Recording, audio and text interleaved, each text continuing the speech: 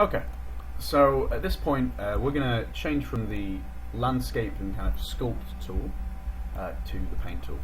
And with this, what we're going to do is we're going to create ourselves an environment which the character can walk around in, which is a bit more kind of diverse in its texture. So having things like rocks on the hills, or various colorings and things like that, just to make it a little bit less uniform. So to do that, we need to create a certain type of material. I've selected 3 textures. I've chosen them from the textures in the starter pack from the textures folder. Let me just quickly check something. Yeah. From the textures folder, and that's an alright option. Your other options are to either go out and take your photos yourself, or or grab some from the content store from online. That's up to you. But for now, I'm just going to use these. And what I'm going to do first is I'm going to right-click in the content browser and create myself a new material. Now, you're going to have to keep in mind, for me, I've got a couple of different examples of this project that I've created, which all have unusual names. So the namings of these might be a little bit peculiar. It's just because I've got less kind of flexibility with naming, because there's about 3 or 4 versions of this saved in this project. I'm going to call this landscape material 2. Whoops. A very small enter key. So if I now click on this and open it up, we're going to be creating essentially a structure that allows us to feed these 3 textures here into this one node. So if I just maximize this now, if I try and connect any of these up, so I connect the rock up, it displays the rock. But if I then try to connect the second one, wow, it disconnects the first.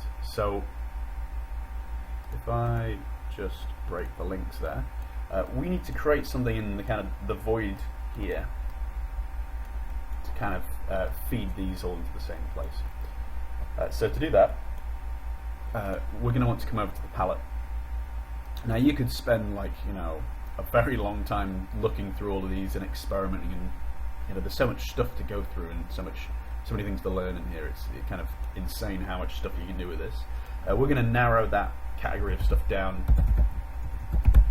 to a very small number of just stuff focused towards landscape. We're going to choose landscape layer blend. Click and drag that in. And to begin with, this isn't going to look like a very useful node because it's only got an output which we can connect up, but it doesn't have anything to connect these two.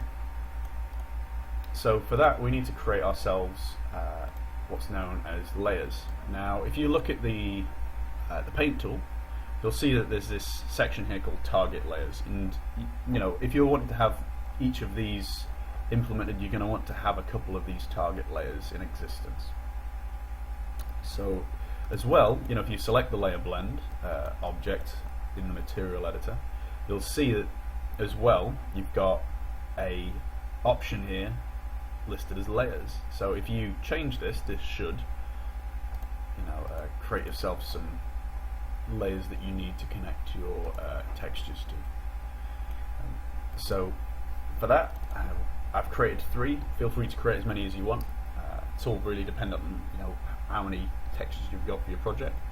I'm going to just name these appropriately. So basalt, moss, and grass, and then just connect them up. I've got these the wrong way around just here. Shouldn't cause any problem. I'll switch them around. And yeah, now we can access each of these individually.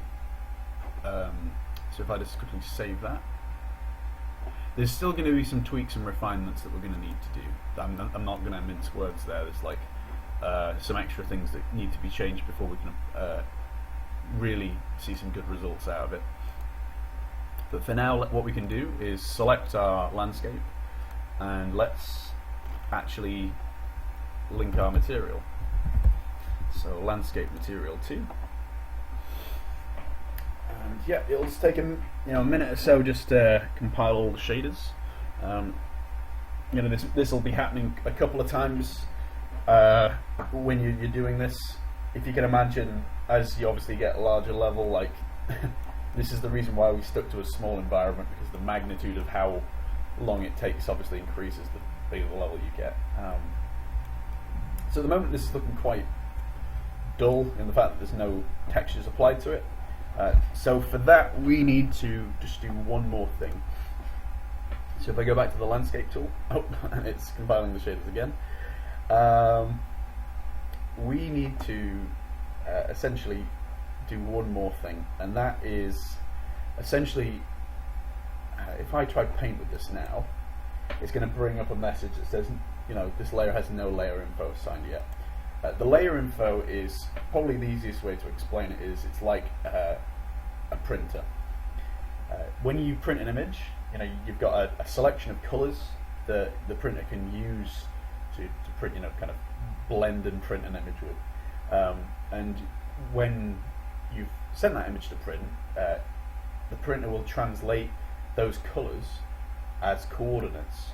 So, there may be a section on your image where it needs to be red, a section that needs to be blue, a section where it needs to be green, and yeah, we're going to essentially be doing the same, where we have multiple layers, and we're going to want to send information to each of these.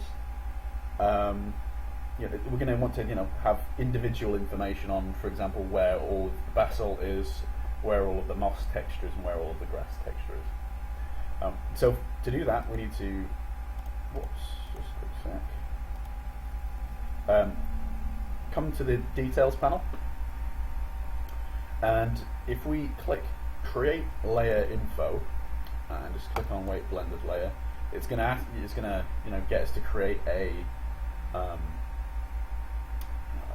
basic layer info category. For me, once again, I need to add some extra numbers to the ends of these just to make them actually work, because I've got about 3 or 4 examples saved in here. You can either save it to this folder here, but in my case I'm going to save it to the top so I can kind of summarize and kind of brush over them without having to dig through the folders. So yeah, once you've created each of these,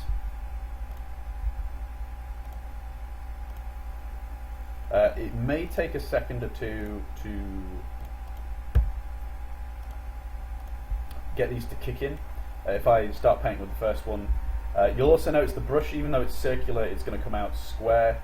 Initially it's going to look weird as hell, but don't worry, once you've filled in the environment, this will pass. It'll start kicking in. It's just once you've fleshed out the full level, it'll then begin to change. Yep. Let me just finish that up.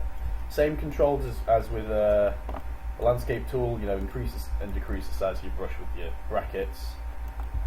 And yeah, so I've filled out that the level with that basic texture. I'm just gonna jump onto the other one. You'll notice that it'll all switch to checkered just for a moment. Don't freak out. It's just recompiling the shaders to accommodate for the new one. And then I'm just going to chuck the last one in there as well, just to get it out of the way, so I'm not immersed in painting later and then suddenly just get taken out of it by my environment switching.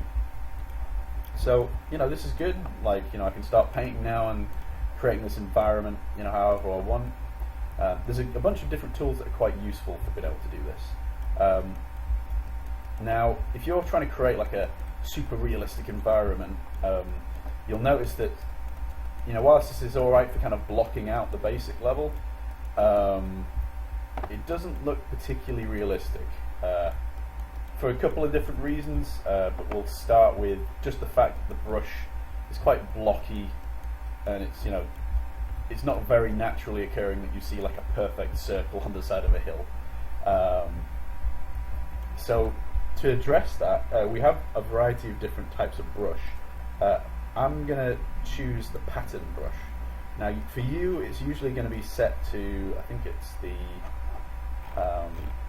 something that looks like a chessboard, something like this. Yeah, checker. So if I search for checker, I can't seem to access it. That's unfortunate.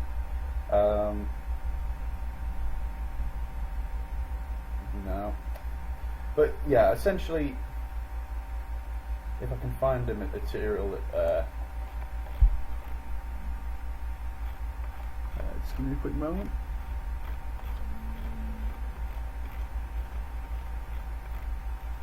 No, I can't seem to find the default, unfortunately, but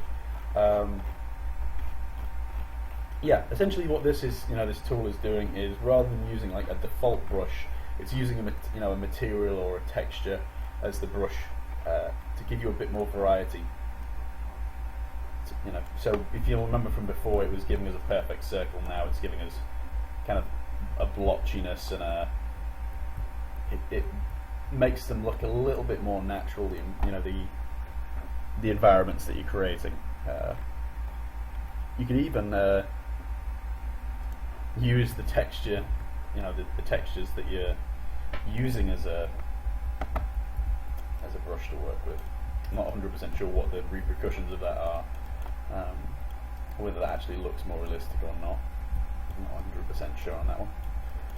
But yeah, it just means that you can actually blend your textures just a little bit better, rather than being so uniform. You'll also notice that another thing we're going to address in just a minute is how this map kind of looks like a dodgy wallpaper. In that, if you see, you've got this kind of very repetitive, this very repetitive texture kind of stretching across your environment, which doesn't look great. So we really need a way to kind of fix that, which we'll do in just a moment. You'll also notice that I'm currently painting this with unlit mode. That's just to kind of allow me to see the whole level without kind of the light restricting me from missing any bits. Once I've done a couple of passes over it, I can obviously then go back in with the lighting on, just to make sure that it's actually looking good, which I don't know, it's debatable whether it's actually going to get to that point, but we will see. But yeah, I'm just going to quickly flesh out the rest of this. It might not be a bang up job, but just in the interests of actually moving this tutorial forward somewhat, because we've still got a lot to cover, I'm just going to wrap this up real quick. I can always, when we get to using the foliage tool, I can always do some more little tweaks and refinements if needs be. Yeah, that's probably as good as it's going to get for now. But yeah, there's a lot of kind of tools and flexibility and things that you can use this stuff for, which is great. So I'm reasonably happy with that. If I take a look at it in lit mode, it's a little bit better than it was. But as I said, you can still see that underlying kind of grid / checkered texture of it repeating itself. So for that, we're going to nip back into the material, and we're going to create what's known as a texture coordinate. So you can find that by right-clicking and just searching for the word texture and adding the word coordinate onto the end. A hotkey for that, if you don't like writing that word, is holding down the letter U and then clicking, and that'll allow you to create a bunch of these. We only need one, because we can feed, we're essentially going to want them to be uniform in their scaling. So the way to kind of explain this is, you've essentially, this texture you're seeing here is kind of like a one-to-one view of what you're going to be getting on the side of your level. Remember that this level is broken up into tiny little if I do this in wireframe mode, it's a little bit easier to see, but you can see this is broken into tiny squares, and each one of these tiny squares is having that texture / material projected onto it. So we need to essentially give it something that's a little less scaled. We need to tell it to spread itself out a little bit better. So rather than increasing the value, which would tile it even more, so for one of those tiny squares you'd end up with 10 textures, which would look terrible, we're going to reduce the number to something like 0.75. I've found is a quite good number for doing that. So that'll take a moment to think, and then it'll take a really long moment to think when you apply it to the level. So once again, if the texture disappears, don't freak out, it's just the fact that it's compiling the shaders. And then once that's done, you should hopefully see the results in that your level should look a little less peculiar. So just give that a quick moment to load. After this, we're going to address another issue which it isn't particularly clear from this angle, but if we rotate to this side, when the texture loads, you'll see it very clearly. By default, the material has quite a high specular effect, applied to it, which makes your level look like it's coated in a thin layer of plastic. So we're going to alter that. So there you go. You can see it from here. You've got this very kind of weird plastic coating to your level that makes it look very artificial. But you can see from viewing it from this angle, this level's looking a lot better than it did before. It's still probably not great, but you can at least see that the tiles are a lot less repetitive than they were previously. You can always go in and tweak and refine those values just till you're happy with it yourselves, but I'm good with this for now. So I'm just going to quickly save that, and then I'm just going to open up the landscape material and just make one more change, and then we should be good. So the last thing that we're going to change for this landscape is we're going to alter the specular value here. And to do that, we're going to create ourselves a parameter.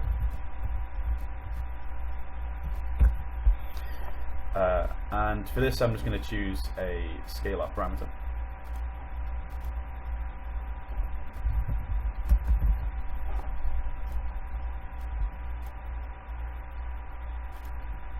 So what's quite nice about these is that you can just feed it a number and then just connect that into place. It's also quite good because if you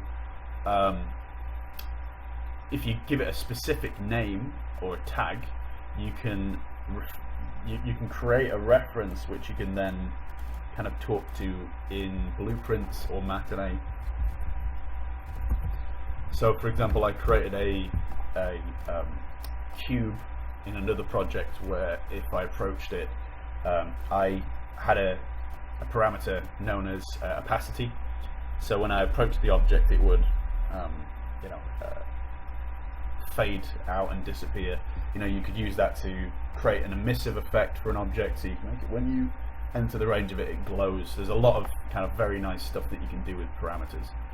So if I just connect this into specular, you'll notice your material will disappear. Don't freak out.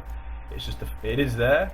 It's just the fact that you can't see it now because it's the specular, which was the only thing that made it pop out from the environment, which is black, is obviously it is still there, it's just not visible. So if you just quickly save and apply, it's once again going to drop out the texture for the map, but once that's done, you should now be able to see your environment looking reasonably nice.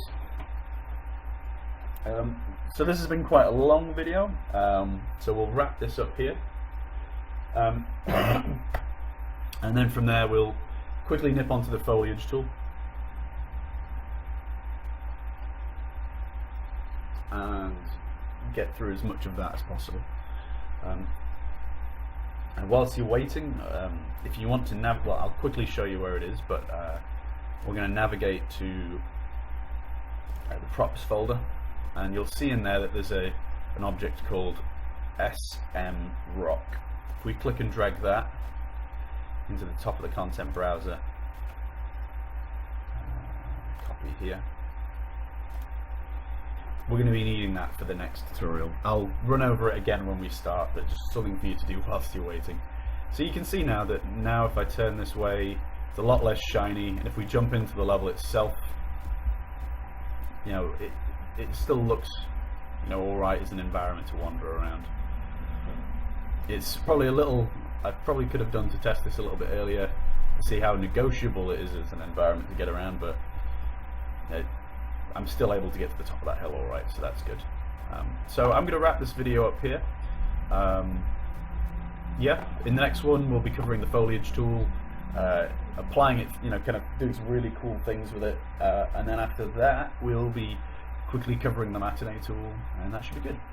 So tune in next time.